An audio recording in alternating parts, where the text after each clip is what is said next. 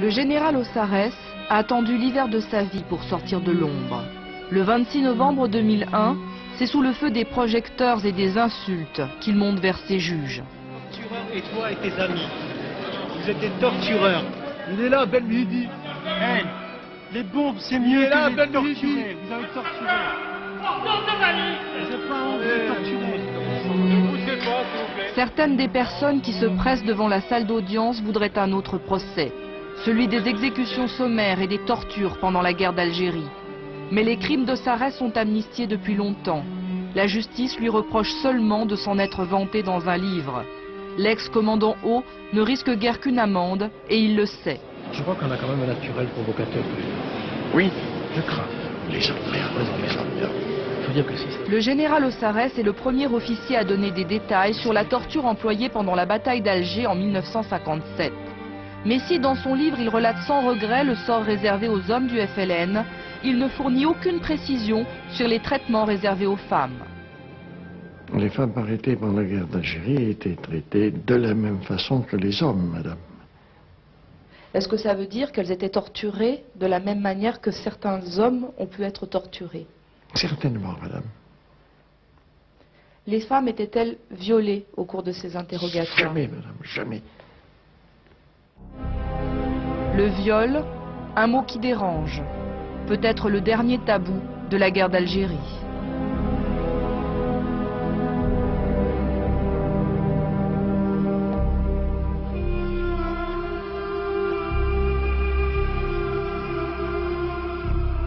Louisette Irilaris porte dans son corps les séquelles de la bataille d'Alger.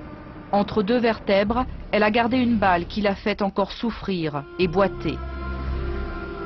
Blessée au cours d'une fusillade en septembre 57, elle n'a que 21 ans lorsqu'on l'a conduit au siège de la 10e division parachutiste à Alger.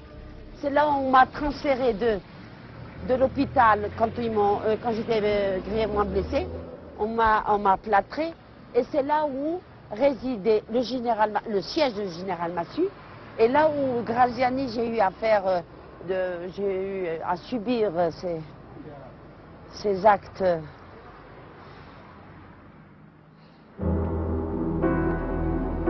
Louisette n'aime pas revenir sur ces lieux, car c'est ici que pendant près de 3 mois, elle est interrogée.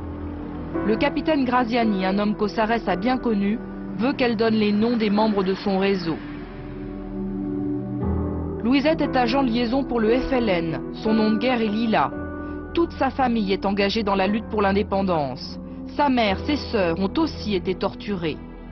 Plus que les coups, Louisette craint son père qui lui a dit « Je préfère te savoir morte » que parlant sous la torture. Alors, face à son tortionnaire, Lila se tait. Ça a commencé par des gifles, des coups de poing, et puis des grossièretés avec tous les noms d'oiseaux. Beaucoup, beaucoup, beaucoup. Bon, ça a commencé comme ça. Et puis après, monsieur a débordé. Il commettait l'innommable. Vous n'arrivez pas à mettre des mots là-dessus? Bon, qu'est-ce qu'on peut faire? Une femme, vous savez, c'est très... Une femme, le viol, c'est tout. D'une façon très, très violente.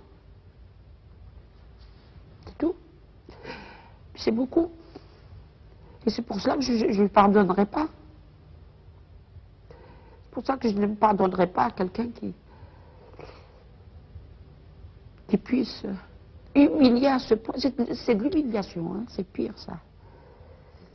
Vous savez, à la limite, j'aurais préféré des tortures, enfin, j'aurais préféré la gigette, j'aurais préféré les bidoirs, j'aurais préféré, je ne sais pas, les coups, les insultes, les injures, les crachats, et puis les mots grossiers, là, ça, enfin, je m'attendais à tout cela, mais pas au viol. Contrairement à ce que prétend Ossarès, il y a donc bien eu des viols dans les centres d'interrogatoire d'Alger, y compris à l'époque où il dirigeait en secret les services de renseignement de la ville. De l'autre côté de la Méditerranée, une deuxième femme, française, en témoigne. Annick Castel n'a pas accepté facilement de remuer ses souvenirs douloureux. Si elle parle, C'est au nom de toutes celles qui en Algérie ne pourront jamais le faire. Annick Castel a eu 20 ans dans les Aurès. En 1954, elle accompagne son mari nommé instituteur dans la commune de Babar, à 200 km au sud de Constantine. André Castel est communiste. Il s'engage aux côtés du FLN. Annick, elle, n'est pas une militante. Pourtant, quelques jours après l'arrestation de son mari en juillet 1957, des parachutistes l'interpellent à Alger. Ils la conduisent à l'hôpital de Bir Traria, transformé en quartier général. Au bout de 3 semaines d'enfermement, un jeune soldat l'avertit que des parachutistes parlent de venir la violer. Ça faisait bien la 2e ou 3e fois qu'il était venu me prévenir. Et dans la nuit, effectivement, le tabouret a été renversé. Quelqu'un est entré, a plaqué un journal contre l'ampoule, et puis m'a menacé. J'ai essayé d'appeler, je savais que le dortoir des CRS était contigu à la pièce dans laquelle je me trouvais. Il m'a menacé encore plus. Il m'a dit, il m'a empêché de continuer à crier. Il m'a dit que si je continuais, tous ses camarades viendraient les uns après les autres. Et puis j'étais d'une extrême faiblesse après, c'est presque 3 semaines passées dans cette horreur. Et je n'avais pas de force suffisante, je ne pouvais pas me débattre davantage contre lui. Alors bêtement, je lui ai dit que j'étais mariée, que j'avais une petite fille. J'ai essayé, vraiment stupidement, d'essayer de faire en sorte qu'il ait un brin de conscience, de sentiment, comme si on pouvait arrêter ces gens. Et voilà. Puis après, il est reparti. Il est allé se vanter près des CRS. Et quelques minutes après, les CRS un ou deux CRS sont venus me voir. Je leur ai dit que je les avais appelés, ils m'ont dit qu'ils n'avaient rien entendu. C'est à peu près le récit que je peux en faire. Vous avez revu le jeune parachutiste qui avait tenté de vous avertir? Non, jamais. Je ne l'ai jamais. Je croyais qu'il était venu vous voir le lendemain, non? Alors oui, oui, si, on parle du lendemain. Le lendemain matin, effectivement, puisqu'on pouvait rentrer comme on voulait dans la pièce, donc lui aussi pouvait rentrer dans cette petite pièce. Le lendemain matin, j'ai eu peur, parce que je me suis dit, ça y est, c'est quelqu'un qui revient.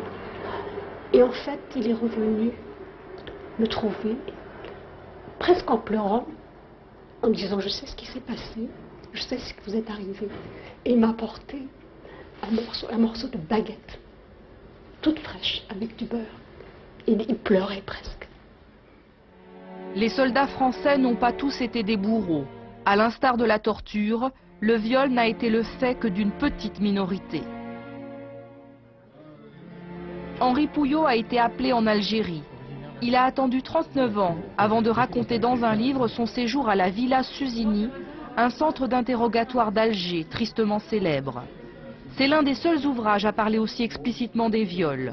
Henri Pouillot estime avoir assisté à une centaine de viols en seulement 10 mois passés dans cette villa, de juin 61 à mars 62. Comment avez-vous fait pour éviter d'avoir, vous aussi, à faire comme les autres appelés et à violer les prisonnières? Sur ce plan-là, ça m'a été moins difficile de me mettre à l'écart des viols, parce que comme il y avait de la concurrence entre guillemets, j'allais dire, j'ai pu simplement expliquer que j'avais une amie en France, une fiancée qui m'attendait, que je ne voulais pas prendre de risques et pas lui être infidèle, etc. Et donc ça a été, j'ai pas eu trop de difficultés de faire accepter par les autres présents que je participais pas aux réjouissances dans ce domaine, quoi. C'était plus facile pour vous d'éviter le viol que d'éviter d'avoir à torturer. Pratiquer la torture, oui. où j'ai moins été... On m'a jamais reproché pratiquement... Je me souviens pas qu'on m'ait reproché de ne pas avoir participé au viol. Par contre, on m'a à plusieurs reprises reproché de ne pas être assez efficace ou actif ou virulent dans la torture, quoi. 10 décembre 2001, le vol Paris-Alger affiche complet.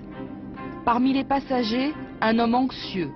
Henri Pouillot n'a pas remis les pieds en Algérie depuis le cessez-le-feu, il y a 40 ans. À notre demande, il a accepté de revenir à la villa Susini.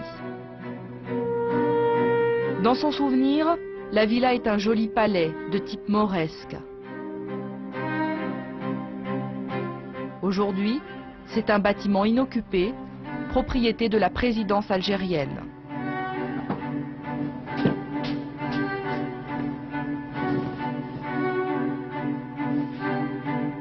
Dans son souvenir, la villa abrite une grande salle, ornée de colonnes, de céramiques et de vitraux.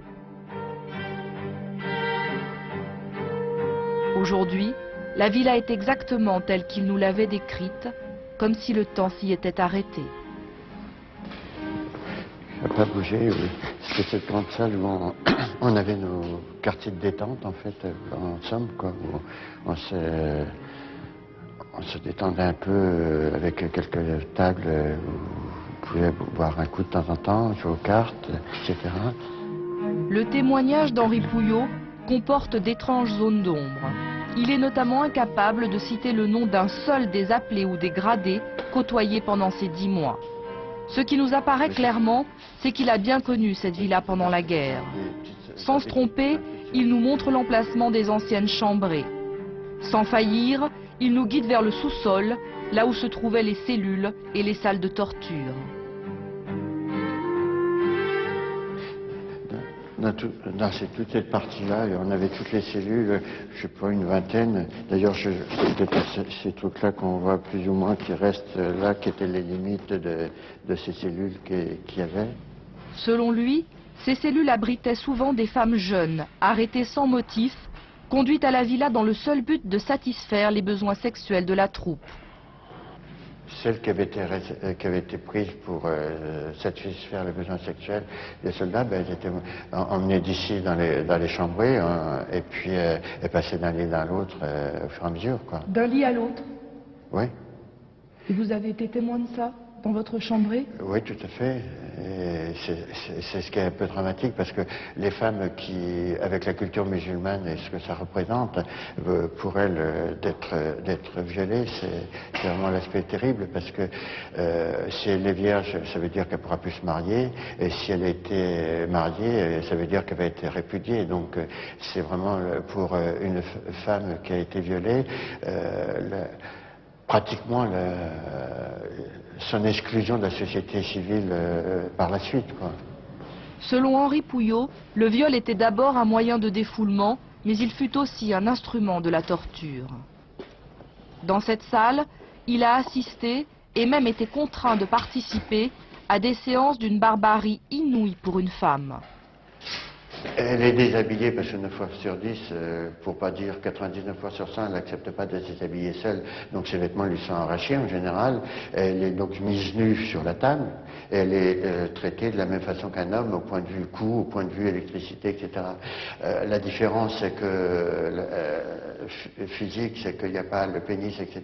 Donc les fils ne sont pas attachés de la même façon sur la femme que sur l'homme. Mais les fils de la génératrice, hein? Pas la génératrice, les fils pris sur la prise de courant sont pas, donc ils sont attachés sur le sein, ils sont attachés sur le doigt, y compris introduits dans le vagin, etc. Donc c'est une première forme de viol. Tout à fait. Déjà, sur le même ton neutre, façon rapport de police, Henri Pouillot continue à décrire les pratiques les plus sordides. Nous sommes surpris et même un peu choqués par son apparent manque d'émotion. Il faudra le bousculer pour qu'enfin il se découvre. Excusez-moi, mais on a l'impression que vous ressentez pas grand-chose. Excusez-moi, mais je suis totalement assommé.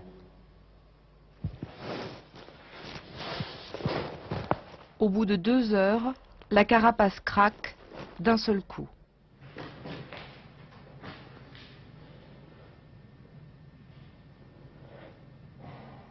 Henri Pouillot s'autorise enfin à pleurer et laisse remonter les images qu'il a vainement cherché à oublier. On le devine rongé par la culpabilité. Je m'en veux à moi-même dans une certaine mesure parce que j'ai pas été capable, j'ai pas pu, j'ai pas su, je sais pas comment le faire. Empêcher que ça se passe. Vous avez essayé d'enfouir ça très loin.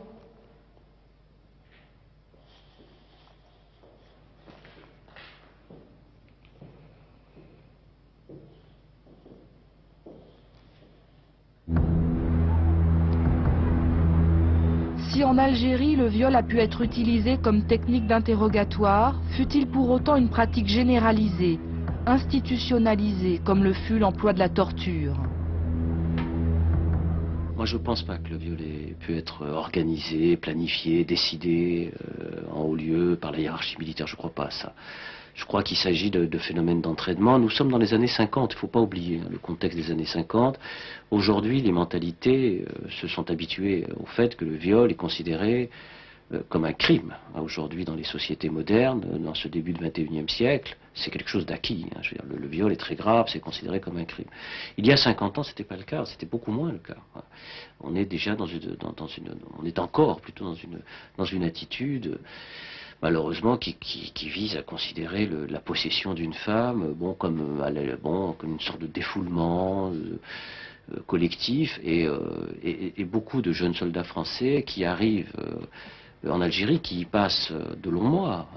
La durée du service militaire, il ne faut pas l'oublier, c'est 30 mois. C'est très long.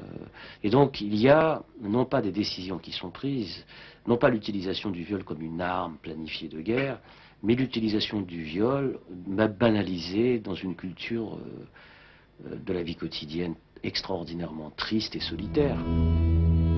C'est sans doute au cours des opérations dites de pacification menées par l'armée française dans le Djebel, la montagne algérienne, que se sont commis le plus de viols. On n'en saura jamais le nombre exact, et sur ce point, l'ouverture des archives aux historiens n'apportera rien. Mais il est certain que la fouille des Mechta, ces hameaux perdus dans le Djebel, a provoqué de nombreux dérapages. Cette photo est l'un des très rares documents explicites. Elle a été remise par un appelé à la fin de la guerre au journaliste Jacques Duquesne. Ça s'est passé dans la région d'Ain Beida, c'est dans le Constantinois.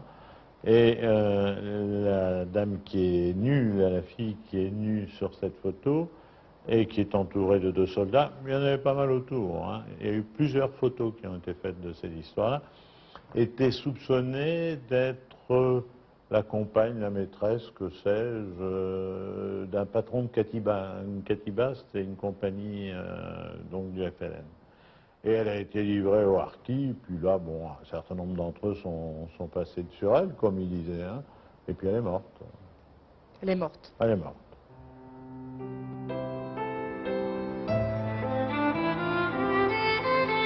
Bien loin du Djebel, à Chartres, nous avons retrouvé Jean Vuillet. En 1959, cet ancien professeur d'éducation physique a passé 6 mois dans un commando de chasse basé sur la presqu'île de Kolo, en Petite Kabylie. Lui veut témoigner de ce qu'il appelle, faute de mieux, la torture privée. Ces exactions commises contre les civils lors des opérations de ratissage ou pendant les évacuations de villages. Selon lui, nul ne pouvait ignorer les viols.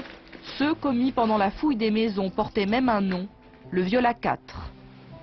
2 copains montent la garde, si vous voulez, aux 2 coins de la Mechta à l'extérieur. Le 3e tient les gens, les Algériens, en respect dans le coin de la Mechta, les vieux, les enfants, et puis le 4e viole. Je souligne ici qu'il n'y a pas seulement violence pour la femme, mais qu'évidemment la violence pour les membres de la famille qui assistent au spectacle, et notamment les enfants, bon, c'est assez horrible. Et puis, ça tourne. C'est ce qu'ils appellent le viol tournant. Donc, on change de poste. Voilà. Chaque soir, en secret, Jean Vuillet a noté dans un carnet les exactions commises par quelques gradés de son commando. En 6 mois, il a participé à 89 expéditions dans le Djebel. 20 fois, il écrit que des viols sont probables. À 5 reprises, il est sûr qu'ils ont eu lieu. les 2 adjudants qui commettent ces violences les commettent dans leur piole, qui est en dessous de la mienne. D'abord, on entend les cris des femmes dans leur chambre.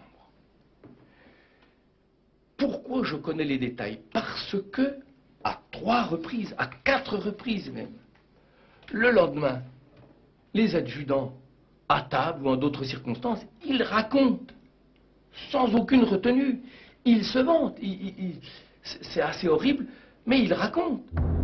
Mais rappelons-le, le viol n'était pas une pratique généralisée. Dans les unités où la hiérarchie fixait clairement l'interdit, il n'y avait pas de viol. Dans celles où il était toléré, le sentiment d'impunité a probablement joué un grand rôle. Les violeurs savaient que les femmes algériennes n'iraient pas porter plainte. Annick Castel a elle-même hésité à se tourner vers la justice, elle qui pourtant était française. Sa plainte, déposée contre le parachutiste qui l'avait violée, est l'une des seules à avoir abouti en avril 58 à un jugement. Le procès s'est tenu à Alger, en pleine guerre. Alors, je dois dire que c'était, dans mon souvenir, assez bref. Je crois aussi me souvenir que c'était plutôt moi l'accusé, pas lui. J'étais une femme de mauvaise mœurs, j'avais un mari communiste, je n'avais pas su m'occuper de ma fille que j'avais renvoyée en France. Enfin, c'était moi l'accusé. Malgré cela, le parachutiste fut condamné par la justice militaire à une peine de 2 ans de prison avec sursis. Qu'est-ce que vous avez ressenti en apprenant ce jugement? Je dois dire que ça me paraissait déjà tellement étonnant qu'il soit d'être condamné. arrivé là, qu'il soit condamné, que quelque chose, qu'une plainte, en l'occurrence, peut-être pas la première, enfin en tout cas, certainement une des premières et une des rares, ait pu aboutir. Après la condamnation, c'était vraiment dérisoire, mais c'était le fait que, quand même, il y a eu quelque chose qui est su. La justice était passée. Voilà. Justice, c'est justement le nom qu'en arabe, Mohamed Garn a souhaité donner à son fils. Le 22 novembre 2001, au Palais de justice de Paris, Mohamed a rendez-vous avec l'histoire. Son histoire qui se confond intimement avec celle de la guerre d'Algérie. Mohamed Garn est, selon sa propre expression, français par le crime. Il est né en Algérie le 9 avril 1960, né d'un viol collectif. Ce jour-là, la cour d'appel va lui accorder une pension et le statut de victime civile de guerre, une première juridique. Depuis 13 ans, je dis, ma mère a été violée, je suis un enfant du viol, tout le monde s'est caché, tout le monde a fait semblant de ne pas entendre, mais je me suis battu et je suis bien content d'être arrivé à ce combat. Disons que j'ai libéré la vérité, c'est ça? La vérité, lui-même l'a apprise sur le tard. Placé en orphelinat puis en famille d'accueil, Mohamed Garn n'a retrouvé sa vraie mère qu'en 88, à l'âge de 28 ans. Elle lui affirme qu'il est le fils d'un martyr, un combattant mort pendant la guerre. Il entreprend alors une procédure de reconnaissance en paternité. En 91, coup de théâtre, le tribunal algérien de Tiaret appelle sa mère à la barre. Ils m'ont dit, écoute, il faut dire la vérité à cet enfant, ce n'est pas le fils du martyr, alors il est le fils de qui? Et c'est là que ma mère tombe dans le tribunal et commence à crier par 3 fois, j'ai été violée. Par qui? Par des militaires français. Où? Dans un camp. Quelle année? 59. Et quoi vous dire, quand vous savez que votre mère a été violée, c'est comme si j'étais sur un ring et on me tapait dessus. Je ne savais pas, j'ai pas réagi. La seule réaction que j'ai faite, c'est que j'ai relevé ma mère. Que vous a-t-elle dit concernant sa grossesse? Elle a été frappée, elle a pris des coups. On a essayé de la faire avorter, de lui faire descendre cet enfant qu'elle avait dans son ventre. Pour vous dire, moi j'étais pas présent. Mais moi ce que je vais vous dire, c'est que j'ai les séquelles de ces coups. J'ai toujours ressenti depuis mon enfance, j'ai ressenti que j'ai reçu des coups. Mais je ne savais pas d'où venaient ces coups. C'est au fur et à mesure que je découvrais ma vie que j'ai compris pourquoi tous ces coups que je les recevais. Et personne ne m'a compris dans mon enfance. Ni mes parents adoptifs, ni l'assistance publique, ni personne. Parce que j'ai toujours été un enfant qui n'a pas réussi dans ses études, qui n'a pas réussi dans l'environnement familial. J'ai toujours été un enfant à problème. Avec l'aide de notre assistant algérien, nous sommes partis à la recherche de Khaira Garn, la mère de Mohamed. Pour toute adresse, nous avons cette information étrange. Elle vit parmi les tombes d'un cimetière sur les hauteurs d'Alger.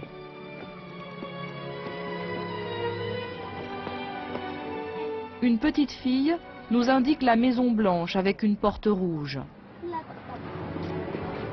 Nous n'entendrons que sa voix, méfiante, elle refuse d'ouvrir sa porte.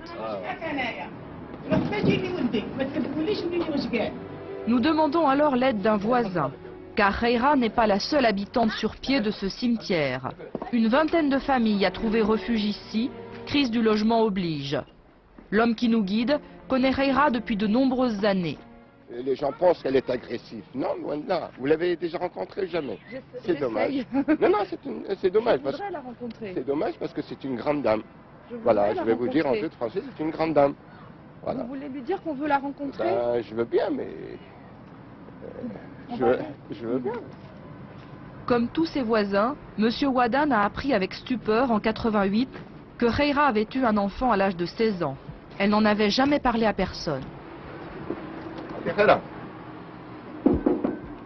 يا خلا قالت لك ولكن يعني فرحانه بوليدك نعم elle est très contente de son fils. C'est sa chair en elle-même, c'est son histoire tout simplement.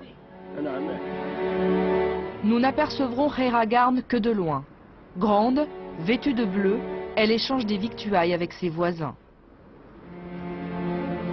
Mohamed Garn aurait voulu qu'elle quitte ce cimetière, mais elle a toujours refusé. Tout juste a-t-il pu lui construire cette maisonnette à l'emplacement de la grotte où elle vivait quand il l'a retrouvée. Après le procès, je lui avais dit, maman, il faut que tu sortes d'ici, il ne faut pas que tu restes là, il faut que tu vives avec les gens à l'extérieur. Elle m'a dit, écoute, si tu veux que vraiment on reste, qu'il y ait des contacts entre toi et moi, ne me fais pas vivre avec les vivants, fais-moi vivre avec les morts. Pourquoi ? Elle me dit que les morts ne m'ont pas fait de mal, mais les vivants m'ont fait du mal. Combien de femmes ont été violées pendant la guerre? Combien d'enfants sont nés de ces crimes? Nul n'a vraiment cherché à le savoir. Dans la société algérienne, le viol fait figure de tabou des tabous. Les femmes abusées pendant la guerre ont été doublement victimes. Victimes de viol, mais aussi victimes de censure. On leur a interdit de raconter ce qu'elles avaient vécu. Louisette Irilarise entend encore les paroles de sa mère. Elle a remarqué qu'il y avait des traces, il y avait des cicatrices. Et c'est là où elle m'a dit, dis Fifi, ils ont abusé de toi. Là j'ai remarqué, j'ai presque... J'étais très triste. J'ai dit, maman, s'il te plaît, je n'ai pas pu. C'est-à-dire, je n'ai pas pu essayer d'arrêter cela. J'ai dit, maman, tu sais, ça a été très dur, maman. Bon, elle a réfléchi un bon coup. On m'a dit après, bon. Mais ne répète jamais, ne donne jamais de détails. Qu'est-ce que ça veut dire ce bon? Bon, ben tu es vivante, enfin moi je l'ai interprété comme cela. Parce qu'elle aurait préféré ne pas, que je ne sois pas, malgré l'adoration qu'elle portait en moi, elle n'acceptait pas cette humiliation, maman. Le plus souvent, ce sont les hommes qui ont confisqué la parole des femmes. Pour un Algérien, le viol reste un crime impardonnable. Nous avons demandé à ces deux anciens combattants du FLN de nous expliquer pourquoi. Le fait que sa femme est passé sous 2 ou 3 ou 4 ou 10 militaires, hein, il ne pourra plus la rejoindre.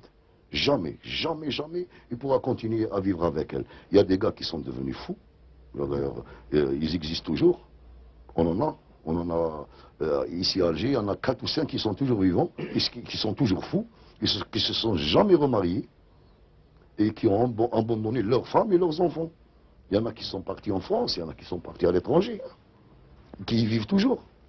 Mais on ne peut pas pardonner ça, puisque la femme, elle est victime, c'est une victime... Une double victime. Et ça ne peut pas se pardonner, ça ne peut pas s'oublier. C'est votre dignité. C'est des foyers brisés. C'est inadmissible. Il y a l'honneur de toute une famille, l'honneur de... Tout peut se réparer sauf l'honneur. L'honneur ne peut pas se réparer. Pourquoi vous brisez le tabou? Aujourd'hui, j'en ai marre. J'en ai marre de pleurer. J'en ai marre de... Le poids était très, très, très lourd. Et je souhaiterais pas... Je souhaite que mes enfants, ils le connaissent. Maintenant, ils savent comment j'ai été torturée que l'année dernière. Hein. C'est tout. Ma fille, très peinée. Quant à mon fils, peiné intérieurement, mais il n'a pas accepté. Il m'a dit, maman, pourquoi tu as parlé? S'il te plaît, pourquoi? Donc il n'a pas accepté. À la fin de la guerre, le tabou du viol a franchi la Méditerranée. Les soldats qui s'étaient livrés à ce type d'agression n'allaient pas s'en vanter. Les témoins ont tenté d'oublier. Et si aujourd'hui en France, on commence à parler un peu plus librement de la torture et des exécutions sommaires, le tabou sur la pratique du viol en Algérie reste puissant, peut-être parce qu'il a trait à l'intime. Je pense que c'est pas qu'on en était plus honteux que des meurtres, mais c'est parce que s'il n'est pas certain que dans le meurtre, ceux qui les commettaient éprouvaient de la jouissance, dans le viol, c'est certain. Et que de parler du plaisir sexuel pris dans ces conditions était extrêmement difficile, et le reste.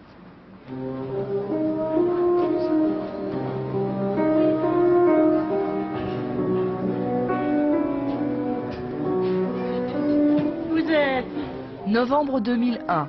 À l'aéroport de Roissy, Louisette est accueillie par sa sœur. Ça va les enfants, ça va Thomas? Ça va. Pourquoi tu pleures? Elle vient en France pour le procès du général Ossarès, où elle est citée comme témoin. Le jour de l'audience, nous lui fixons rendez-vous dans un café situé en face du palais de justice. Lorsque nous arrivons, Louisette paraît bouleversée.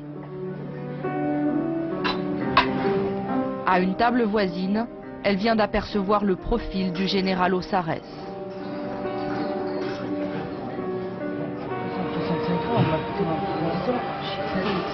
J'ai cru qu'il allait se jeter sur moi.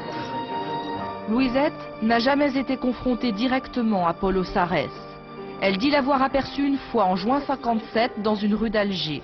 Elle avait pris la fuite car elle vivait déjà en clandestinité. Louisette Irilaris patientera de longues heures dans la salle réservée aux témoins avant d'être appelée par le tribunal. Son témoignage sur la torture restera mesuré, comme si elle évitait de donner certains détails.